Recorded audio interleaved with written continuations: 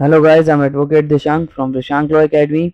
आज हम पढ़ने जा रहे हैं आपका चैप्टर 8 बात करता है आपका कि detention, investigation and trial the offence, यानी कि सबसे मोस्ट इंपॉर्टेंट है। ऑफेंस के बाद सबसे ज़्यादा यही इंपॉर्टेंट है कि आपका कौन डिटेन कर सकता है, इन्वेस्टिगेट कर सकता है। अरेस्ट वेरेस्ट वाली बात इसमें आ गई। इन्वेस्टिगेट कौन कर सकता है, बेलेबल है या नॉन बेलेबल ऑफेंसेस है, क्या है, ठीक है। ट्रायल कौन करेगा, जज कॉग्निजेंस कब लेगा कब नहीं लेगा, उन सब की बात है।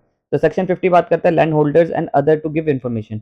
जो जिसको पास लाइसेंस है या उसके एम्प्लॉय है वो इन्फॉर्मेशन देंगे। क्या इन्फॉर्मेशन देंगे, when ever any intoxicate is manufacture और कलेक्टेड, कि वो बाउंड डाउन है कि मान लो ये मेरी कोई लैंड है, उस पर मैं कुछ उगा रहा हूँ, ठीक है, विदाउट परमिशन उगा रहा हूँ, तो मैं ड्यूटी बाउंड हूँ कि मैं आपका स्टेट गवर्नमेंट को, कलेक्टर को या आपका एक्साइज कमिश्नर को बताऊंगा कि जी मैं ऐसे ऐसे ये चीज़ें उगा रहा हूँ। एनी ऑनर और occupier of such land, agent या तो उसके एजेंट नौकर वोकर की बात कही है, अकाउंटेंट, एनी सच ऑनर और ऑक्यूपायर, एनी विलेज हेडमैन भी यहाँ पर बाउंड डाउन है, village watchman and all officers employed in the collection of revenue, जो भी आपका कलेक्शन रिव्यू करता है, अकाउंटेंट एंड ये वो, गवर्नमेंट और the court on the part of the government or the court of the ward of in the village shall in the absence of reasonable excuse, अगर उनके पास मान लो गलती से उगाया, मान लो कुछ कैनबिस का था, वो थोड़ा सा कुछ गलती से उगाया उनकी छत पे जहाँ वो जाते भी नहीं थे, अब क्या उसकी मानी जाएगी? नहीं। तो यहाँ पर उनके पास रीजनेबल एक्सक्यूज है कि भाई मैंने जो उग गया वो इंटॉक्सिकेट सब्सटेंस, वो मैंने नहीं उगाया, वो गलती से उगा हुआ है। अगर उनके पास रीजनेबल एक्सक्यूज है तो बच जाएंगे। Be bound to give notice, अब ये बाउंड डाउन है कौन, आपका लैंड होल्डर, कि बाउंड डाउन है कि वो give notice to the fact of the magistrate और टू द एक्साइज ऑफिसर, जो मैजिस्ट्रेट है उसको बताएगा, ऑफिसर ऑफ एक्साइज को बताएगा, पुलिस को बताएगा, of land revenue and department as soon as the fact some of their knowledge, तो वो इनको बताएंगे, फिर बाद में वो डिपार्टमेंट को बताएंगे कि ऐसे ऐसे हो रहा है। अब 51 क्या रहा है, पावर टू एंटर इंस्पेक्ट, सबसे इंपॉर्टेंट है। Power to enter and inspect place, अब कौन किन किन को पावर है कि वो एंटर कर सकते हैं, इंस्पेक्ट कर सकते हैं, मैन्युफैक्चर वाली जगह पे, सेल वाली जगह पे। तो यहाँ पर एक्साइज कमिश्नर को पावर है, कलेक्टर को पावर है, और एनी एक्साइज ऑफिसर को पावर है not below the rank of the state government, जो स्टेट गवर्नमेंट ने आपकी बता रखी है कि 3 स्टार वाला बनेगा या कोई भी बनेगा, जो बता रखा है, ठीक है, स्टेट गवर्नमेंट ने, वो कर सकते हैं, एंटर कर सकते हैं, इंस्पेक्ट कर सकते हैं एट एनी टाइम, डे और बाय नाइट, सुबह भी रात में भी, एनी प्लेस, किसी भी प्लेस में। कौन से प्लेस, ऑब्वियस बात है जहाँ ये सब चीज़ें हो रही है, जो एक्साइजेबल एक्ट के अंडर जो चीज़ें है आपका, उन्हीं जगहों पे, ठीक है, किसी भी प्लेस में जा सकते हैं। इन विच एनी लाइसेंस मैन्युफैक्चर, जहाँ पर आपका लाइसेंस मैन्युफैक्चर्ड हो रहे हैं, स्टोर्स हैं इंटॉक्सिकेट सब्सटेंसेस के, और ये enter at any time in the house, और यहाँ ये हाउस घर में भी घुस सकते हैं, ठीक है, जहाँ पर इंटॉक्सिकेट सब्सटेंस है।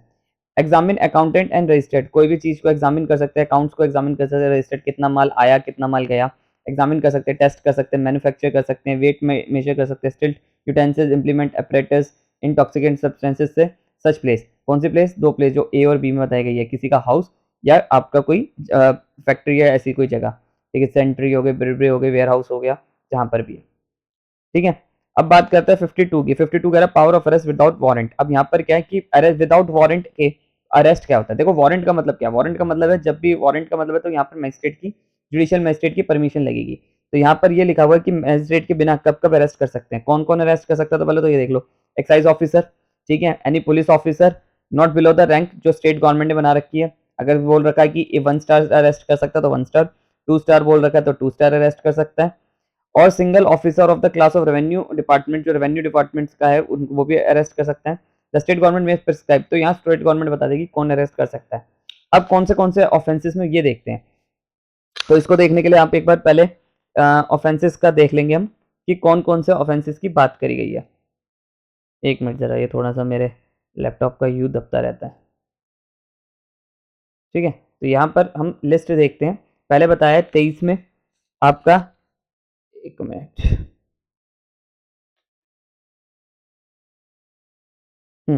तो यहाँ पर बताया गया है सेक्शन 23 में, तो 23 में कौन सा है एक बार देखते हैं। 23 में लिखा है प्रोहिबिशन ऑफ द सेल, इसमें आपका विदाउट वारंट अरेस्ट कर सकता है, विदाउट वारंट इसमें अरेस्ट कर सकता है, किसमें एक बार देखते हैं, 23 में, ठीक है। 23 में क्या लिखा है, prohibition of the sale of liquor intoxicate drugs of person under the age of 21, मतलब मान लो 21 साल के कम व्यक्ति को अगर कोई बेचता है, जैसे मान लो मैं ठेके पे काम करता हूँ, एक बार लड़का आया जिसकी उम्र 21 साल से कम है, मैं उसे बेचता हूँ तो मेरे पे 23 लगेगा, तो इसमें मुझे पुलिस वाले एक्साइज ऑफिसर बिना अरेस्ट के, वारंट के अरेस्ट कर सकते हैं। ठीक है। 23 के बाद यहाँ पर 34 लिखा हुआ है, तो 34 में देखते हैं 34 में क्या है। 34 में बात कर रहा है आपका penalty of lawful unlawful manufacture, वही आपका 50 बल्क से ज़्यादा 50 लीटर बल्क में से ज़्यादा कोई ले जा रहा है तो आपका हो सकता है। ए एंड बी में आपका बताया हुआ है कि पेनल्टी फॉर अनलॉफुल मैन्युफैक्चर कर रहा है, ट्रांसपोर्ट कर रहा है, पोजेशन कर रहा है, इंपोर्ट कर रहा है, एक्सपोर्ट कर रहा है, क्या जो गवर्नमेंट ने मना कर रखा है उन चीज़ों की। 35 की भी बात कर रहा है पर 35 हट चुका है। फिर 36 की बात कर रहा है पेनल्टी ऑफ इलीगल पोजेशन, यानी कि आपने इलीगली पोजेशन कर रखा है। इलीगली पोजेशन का मतलब क्या है, अगर सरकार ने कह रखा है कि आप 15 लीटर ले सकते हो, तो आप 15 लीटर से ज़्यादा आप 30 लीटर के, तो बाकी के जो 15 लीटर हैं वो आपका इलीगल पोजेशन में आ गए। तो 36 में इलीगल पोजेशन की बात कर रहा है। 36 ए में बात कर रहा है, इनमें आपको पुलिस बिना वारंट के अरेस्ट करेगी। 23 में करेगी एक, तो 34 में करेगी, 36 में करेगी, 36 ए में करेगी keeping use a place common drinking house, जब वहाँ पर लाइसेंस नहीं है वहाँ पर भी आप पिला रहे हो, ठीक है। 36 बी में भी कर सकती है। 36 बी में कह रही है penalty for being drunk for the purpose of drinking for a common, जहाँ पर आप देखो 36 ए में तो ये है कि जिसका है वो उस पे लगेगी। मान लो ये कॉमन ड्रिंकिंग प्लेस है, कॉमन ड्रिंकिंग प्लेस है ये, ठीक है। इसका जो मालिक है उस पर तो 36 ए लगेगी अगर वो इलीगली पिला रहा है, और जो वहाँ पीने गए हैं उन पर 36 बी लगेगी। और 36 पे भी पुलिस आपको अरेस्ट कर सकती है बिना वारंट के। 36 सी भी आपका कह रहा है कि इसमें भी पुलिस आपको अरेस्ट कर सकती है बिना वारंट के। Penalty for permitting a place to be use for commission other person offence, section 34 35 तो हट चुका है, इसमें भी कर सकती है। 36 इसमें 36 डी में नहीं है, 36 डी की बात नहीं करिए, सॉरी 36 डी की बात नहीं है, 37 की बात, 37 ये रहा। Penalty for offence not Abbott, अगर कोई पेनल्टी मान लो कोई ऑफेंस की पेनल्टी नहीं दे रखी तो इसमें 6 महीने की सजा होती है, 6 महीने की सजा होगी और 10,000 रुपये तक का फाइन होता है, इसमें भी मिल सकती है सजा।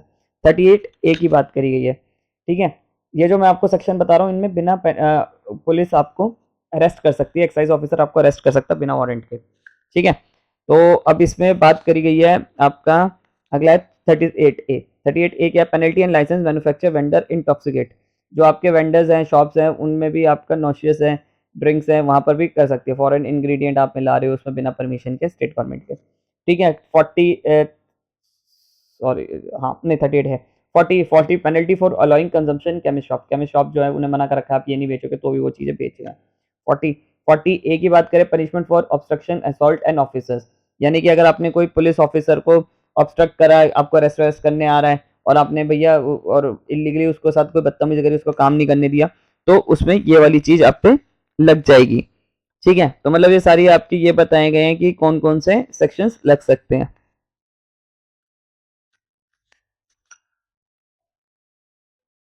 तो जो सेक्शंस बताए आपको मैंने, ठीक है, वो सेक्शंस वो हैं जिनमें आपको इन सेक्शंस में सिर्फ 35 हफ्ता हट चुका है 2021 के बाद, ठीक है। इनमें आपको पुलिस अरेस्ट कर सकती है। 49 ए वही बात कर रहा है कच्ची शराब वाली डेंचर्स की, शैल सीज और डिटेन, सीज भी कर सकती है डिटेन भी कर सकती है इंटॉक्सिकेंट सब्सटेंसेस को आर्टिकल्स को, ठीक है। कन्फिगेशन करेंगे, कन्फिगेशन का जो प्रोसेस है पूरा दे रखा है कि कलेक्टर को बताना पड़ेगा, एक्साइज को बताना पड़ेगा, इसमें कोर्ट का कोई रोल नहीं होगा, ठीक है। May detain search and person who vessel craft vehicle animal package receptacle, मतलब कोई पेटी वेटी है covering upon may have reasonable cause to suspect any such articles, उनको भी कर लेगी, ठीक है। मतलब उनके सामान को जब मान लो कोई पेटी में जा रहा सामान तो पेटी भी, एनिमल को ले जा रहे तो एनिमल को भी पैक कर देगी, पकड़ लेगी और जब्त कर लेगी। When any person is accused on reasonable suspect committing any offence under this act, this sections, इन सेक्शनों में कोई भी पाया जाता है, ठीक है, on demand of such officer refuse to give his name and residence, अगर मान लो वो इन ऑफेंसेस में या कोई भी सेक्शंस है, ठीक है, चाहे वो आपका इन सेक्शनों में तो आपको बिना वारंटी के अरेस्ट कर लेगी। इनसे हट के भी जो बात है जैसे 37 में है, ठीक है, आपका वैसे कोई ऑफेंस है तो इनमें भी आपको पुलिस वाला जो होगा अरेस्ट कर सकता है।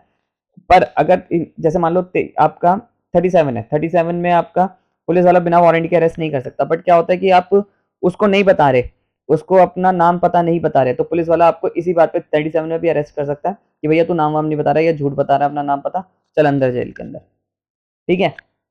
तो 53 कह रहा है मजिस्ट्रेट को क्या पावर है, power of a magistrate to issue warrant, यहाँ पर मजिस्ट्रेट को पावर है कि वो वारंट भी इशू कर सकता है। If a magistrate upon information fresh inquiry, और किन किन सेक्शन में 34 में वारंट इशू कर सकता है, 36 में, 36 बी में, 37 में, 38 में, 38 ए जो भी सेक्शन है सारे उसी से रिलेटेड है, इनमें किस चीज का वारंट इशू कर सकता है कि सर्च करके आओ, ठीक है, और अरेस्ट कर आओ इनको, ठीक है, अरेस्ट और सर्च का भी कर सकता है। और जो सीआरपीसी में से वैसे पावर है कि कंपेलिंग करने के लिए कि नहीं आया तो कोर्ट के सामने नहीं आया तो उसे अरेस्ट कर लो, ये कर लो, वो तो अलग है ही उसकी पावर। अब ये कह रहा है 54 की बात कर रहा है कि power to search without warrant, यानी कि पावर है सर्च करने की विदाउट वारंट। ठीक है, तो इसमें बिना वारंट के सर्च करने की पावर कब है आपका? इसमें कुछ सेक्शंस ये हैं पर बहुत इंपॉर्टेंट है। 34 में, 36 ए में, बी में, सी में, 37 में, 38 में, 38 में, 39, 40 में has been warrant can not be obtain without affording. अगर इनमें आपको अरेस्ट कर सकते हैं बिना उसके कि इसमें इस बेहाफ पे कि भैया वो कंसील कर रहा है एविडेंस। मान लो इसमें इन सेक्शनों में आप पुलिस वाले गए, एक्साइज कमिश्नर गया, एक्साइज ऑफिसर गया, या आपका पुलिस ऑफिसर गए कि अरेस्ट करने, तो यहाँ पर क्या है कि सर्च भी कर सकते हैं वो इस ग्राउंड पे कि भैया वो छुपाने वाला था, कंसीलिंग एविडेंस के छुपाने वाला था, इसलिए हमने उसे अरेस्ट कर लिया। At any time configuration under this act, और इसी टाइम इसी बात पे कोई चीज़ को भी जब्त भी कर सकते हैं, डिटेन भी कर सकते हैं आपका। ठीक है, 54 ए कह रहा है अरेस्ट विदाउट वारंट। अब यहाँ पर क्या है कि अगर मान लो किसी आपका पुलिस ऑफिसर को ऑब्स्ट्रक्ट करा, ठीक है, और असॉल्ट करा उसके ऊपर, मतलब मारा पीटा उसको पुलिस वाले को, तो आईपीसी के धाराएं तो लगेंगी अलग अलग, प्लस साथ में उसको ऊपर ये भी सेक्शन लग जाएगा। ठीक है, इसमें भी उसे अरेस्ट करा जा सकता है। और अगर मान लीजिए ये जो हमने जितने भी पढ़े कि जैसे पुलिस वाला अरेस्ट कर सकता है, ये है बिना वारंट, ये सब फिशियस है।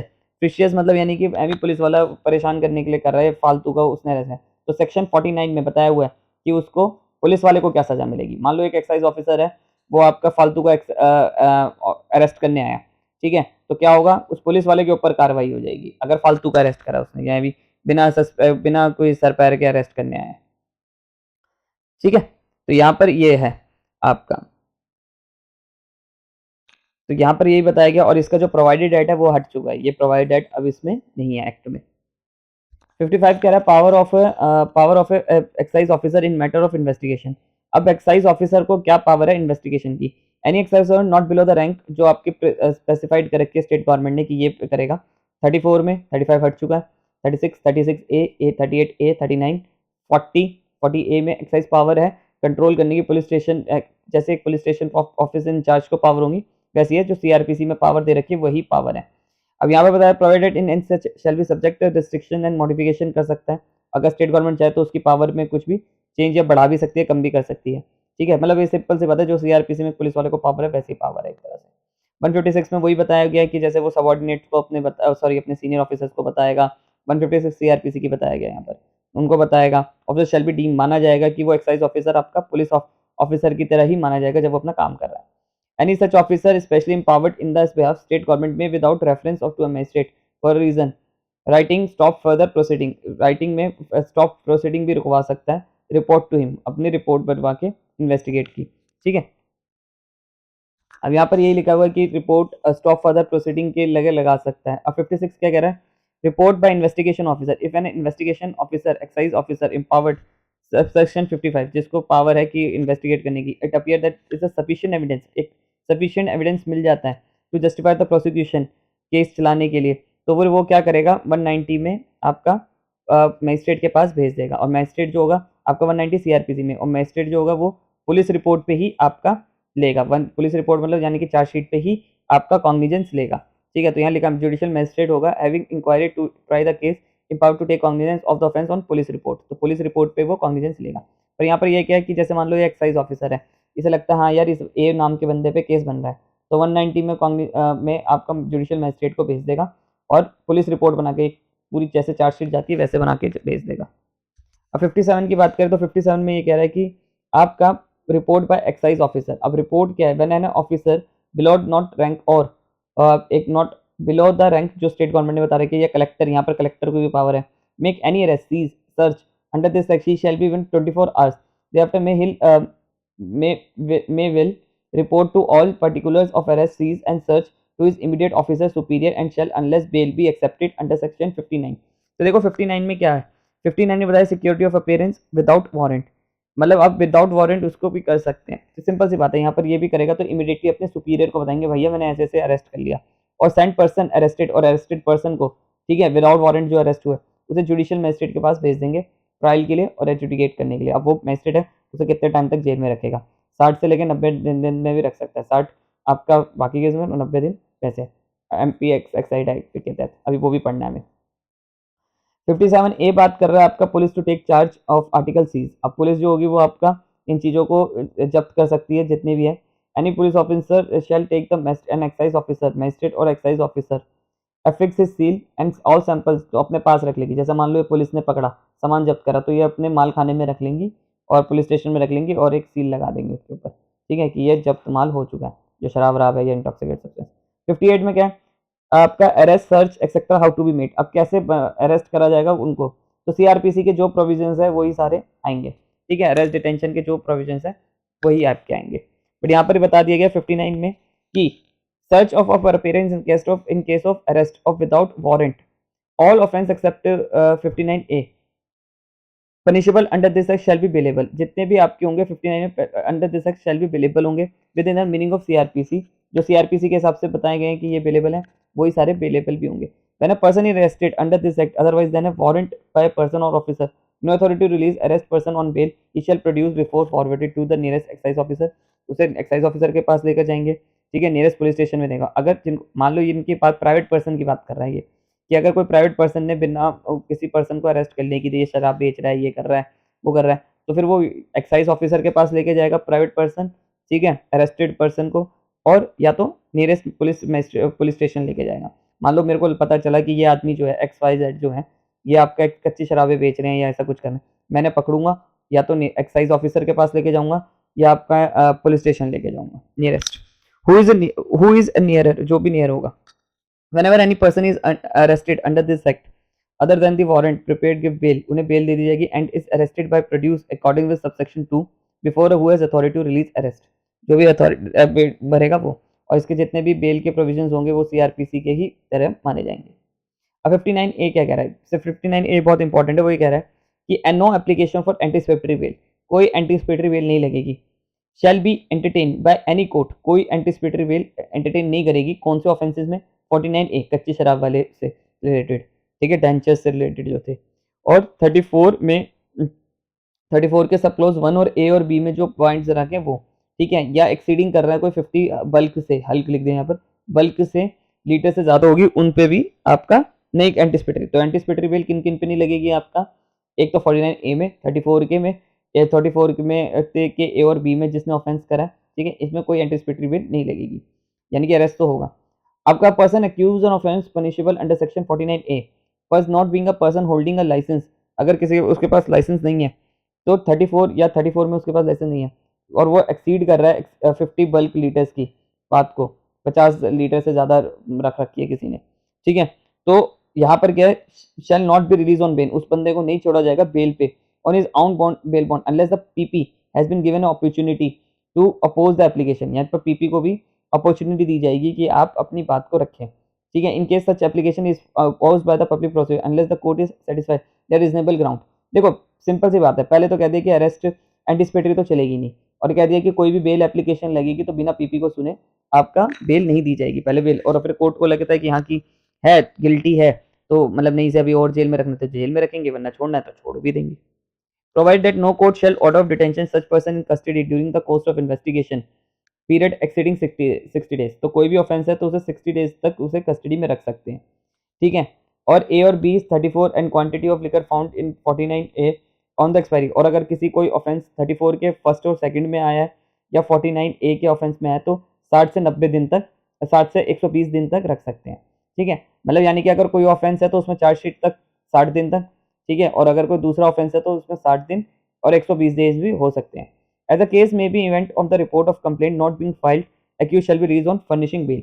अब सिंपल सी बात है, हमने डिफॉल्ट बेल पढ़ा था सीआरपीसी में, तो उसमें भी ऐसी था, ठीक है, उसमें 60 से 90 दिन का टाइम होता है, ठीक है, पर ये स्पेशल एक्ट है, लोकल एक्ट है, तो यहाँ लोकल एक्ट है बेसिकली तो, ठीक है, तो यहाँ पर उन्होंने टाइम को एक्सटेंड कर दिया, कहा कि कोई भी और ऑफेंस है तो 60 डेज, और अगर कोई 49A और आपका 34 का 1 सब क्लॉज 1 के A और B में कोई ऑफेंस है तो उसमें 60 से 120 दिन तक आपका रख सकते हैं जेल में, ठीक है, उसके बाद ही छोड़ा जाएगा अगर बेल, मतलब बेल तो पहले भी मिल सकती है। देखो मान लो ये A है, ठीक है, अगर उसने कोई भी ऑफेंस करा है, ठीक है, तो उसे 60 दिन तक जेल में रख सकते हैं, ठीक है, 60 दिन के बाद छोड़ना ही पड़ेगा, चार्जशीट का टाइम यानी कि 60 डेज हो गया। और मान लो A जो है वो 34 1 के सब क्लॉज 1 के A और B में ऑफेंस में पकड़ा गया, या फिर आपका ये 49A में कच्ची शराब बनाने वाले में पकड़ा गया, तो इसमें चार्जशीट का टाइम क्या 60 से 120 डेज भी हो सकता है, ठीक है, इसके पर इनके बाद जब ये टाइम लैप्स हो जाएगा, खत्म हो जाएगा, तो बेल मिलेगी, ठीक है, इसके बाद भी हो गया तो बेल मिलेगी मिलेगी। The limitation of for grant of bail specified in sub clause in addition limitation of the CrPC, अगर एडिशनल भी लगा सकते हैं तो वो भी बढ़ा सकते हैं in force of regarding bail, मतलब कह रहे हैं कि अभी नहीं है, अभी से और अंदर रखना है, तो वो भी चीज हो सकती है। 60 आपका ओमिटेड हो चुका है। 61 में क्या है, no court shall take cognizance of offence punishable, कोई कोर्ट कॉग्निजेंस नहीं लेगी। इसका जो ए पार्ट था वो कट चुका है, ठीक है, इसका ए पार्ट आपका कट चुका है, उसकी जगह पे क्या है वो मैं आपको बताता हूँ। हाँ, तो देखिए इसका 61 का जो सब क्लॉज ए है वो अमेंड हो चुका है। इसकी जगह ये आया under section 34 of the contribution of any condition of licence permit और pass granted under section 37, 38, 38A, 39 and 44 except on the return complaint of the report. देखो सिंपल सी बात है, जो सेक्शंस आपके बता रहा हूं मैं, ये देखिए सेक्शन 34 के, ठीक है, सेक्शन 37 के, 38 के, 38A के और आपके 39 के, 44 के, इनसे रिलेटेड जो ऑफेंसेस हैं इसमें कोर्ट कॉग्निजेंस नहीं ले सकती। कब तक? जब तक रिटर्न कंप्लेंट फाइल नहीं हो जाती कलेक्टर की, एक्साइज ऑफिसर की, ठीक है, और not below the district excise officer, यानी कि जब तक आपका कलेक्टर, ठीक है, ये कलेक्टर, आपका डिस्ट्रिक्ट एक्साइज ऑफिसर, ये जब तक रिटर्न अथॉरिटी नहीं, रिटर्न कंप्लेंट फाइल नहीं कर देते, ठीक है, और फिर कोर्ट कॉग्निजेंस लेगी। जब तक ये रिटर्न कंप्लेंट नहीं फाइल करेंगे कोर्ट तब तक कॉग्निजेंस नहीं लेगी, यानी कि अपना जुडिशियल माइंड अप्लाई नहीं करेगी, ये बता रहा है। बी ये कह रहा है under any section, other section, जो अदर सेक्शंस है ऊपर से हटकर जो ये मैंने बताया आपको, other than the 49 except on the complaint of the report, मतलब आपका पहले ये वाली बात को बाद में पढ़ेंगे, पहले इसमें लगा under any other sections of this act the complaint of report of excise officer और पुलिस रिपोर्ट, यानी कि पुलिस ऑफिसर ही और एक्साइज ऑफिसर ही करेगा। बट अगर 49 की बात है तो डायरेक्ट जुडिशियल मजिस्ट्रेट खुद भी कॉग्निजेंस ले सकता है, ठीक है। और यहाँ लिखा हुआ है एक्सेप्ट, अब ये कॉग्निजेंस का टाइम कब तक रहेगा आपका, ये रहेगा आपका विद इन 6 मंथ्स, मतलब 6 महीने तक आपको इनको कलेक्टर को और इसको क्या नाम है, कलेक्टर को और एक्साइज ऑफिसर को या आपका जो भी स्टेट गवर्नमेंट है इनको अपनी प्रीवियस सेंशन देना पड़ेगा। सेंशन मतलब यानी कि परमिशन देनी पड़ेगी, देन कॉग्निजेंस अप्लाई करेगा। तो 6 महीने का टाइम यहाँ प्रिस्क्राइब कर दिया गया। अब 61 ये बहुत इंपॉर्टेंट है, ये कह रहा है कि पार्डन की पावर जो है, ठीक है, जैसे हमने सीआरपीसी में पढ़ा था 306, 307, 308, 307, 8 में, ठीक है, 308 में कि आपका जो पार्डन की पावर होती है, यानी कि मैजिस्ट्रेट को पावर, जुडिशियल मैजिस्ट्रेट और चीफ जुडिशियल मैजिस्ट्रेट को पावर होती है कि वो किसी को भी पार्डन दे सकते हैं। पार्डन का मतलब है, यानी कि मान लो ये ए है, एक्स वाई जेड, ए एक्स वाई जेड जो है, इसमें से ये चारों ने ऑफेंस करा है, ठीक है। अब पुलिस एक्साइज ऑफिसर को या पुलिस ऑफिसर को, कलेक्टर को कोई आपका वो नहीं मिल रहा, वो नहीं मिल रहा, इन्वेस्टिगेशन करने का तरीका नहीं मिल पा रहा या चेन हो रहा है, तो यहाँ क्या करेंगे, ए को कहेंगे अप्रूवर बनेगा। अप्रूवर मतलब यानी कि सरकारी गवाह बनेगा, वो कहेगा हाँ बन जाता हूँ, ठीक है, चल तू आजा सरकारी गवाह बन जा, ठीक है, तो तेरी सजा माफ हो जाएगी, ये वो, तो उसके 61A में बनेगा, ठीक है। आई होप आपको मेरी वीडियो, एक मिनट देख लो यार,